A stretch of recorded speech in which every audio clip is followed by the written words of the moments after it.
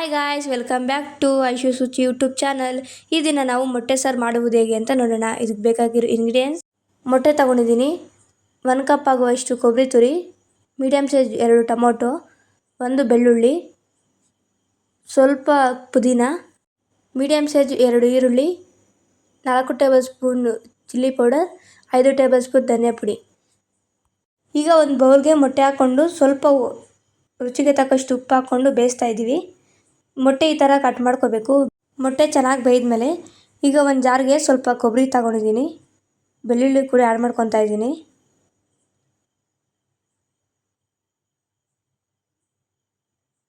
Tomato, ಕೊತ್ತಂಬರಿ ಸೊಪ್ಪು ಕೂಡ ಆ್ಯಡ್ ಮಾಡ್ಕೊಂಡಿದ್ದೀನಿ. ಈಗ ಈರುಳ್ಳಿ ನೋಡ್ತಾ ಇರ್ಬೋದು ನೀವೇ, ಮಸಾಲೆ ಕೂಡ ರೆಡಿಯಾಗಿದೆ. ಈಗ ಒಂದು ಬಾಣಲಿಗೆ ಆಯಿಲ್ ಆ್ಯಡ್ ಮಾಡ್ಕೊತಾ ಇದ್ದೀನಿ.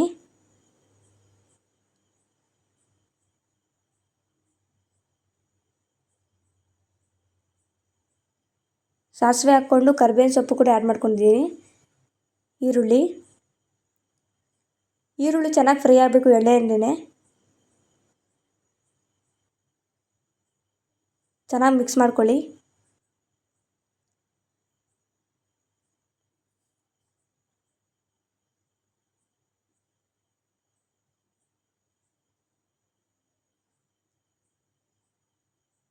ಈರುಳ್ಳಿ ಸ್ವಲ್ಪ ಗೋಲ್ಡನ್ ಬ್ರೌನ್ ಕಲರ್ ಆಗಬೇಕು. ನೋಡ್ತಾ ಇರ್ಬೋದು ನೀವು, ಈಗ ಆಗಿದೆ. ಈಗ ರುಬ್ಬಿಟ್ಕೊಂಡು ಮಸಾಲೆ ಕೂಡ ಆ್ಯಡ್ ಮಾಡ್ಕೊಳ್ಳೋಣ.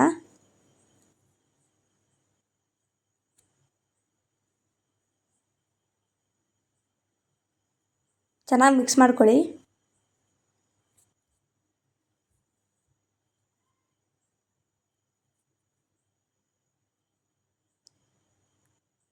ಈಗ ಧನಿಯಾ ಪುಡಿ ಮತ್ತು ಚಿಲ್ಲಿ ಪೌಡರ್ ಕೂಡ ಆ್ಯಡ್ ಮಾಡ್ಕೊತಾ ಇದ್ದೀನಿ.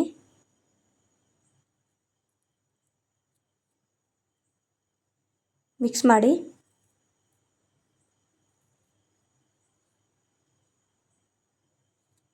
ನೋಡ್ತಾ ಇರ್ಬೋದು ನೀವು, ಈಗ ಚೆನ್ನಾಗಿ ಕುದೀತಾ ಇದೆ ಸಾಂಬಾರು.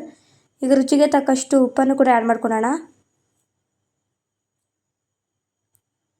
ಈಗ ಮೊಟ್ಟೆ ಕೂಡ ಹಾಕ್ಕೊಂಡು ಚೆನ್ನಾಗಿ ಮಿಕ್ಸ್ ಮಾಡಿದ್ದೀನಿ. ಸಾಂಬಾರು ರೆಡಿ ಆಗಿದೆ. ಟೇಸ್ಟ್ ಅಂತೂ ಅಲ್ಟಿಮೇಟ್ಲಿ ಸೂಪರ್ ಆಗಿದೆ ಗೈಸ್.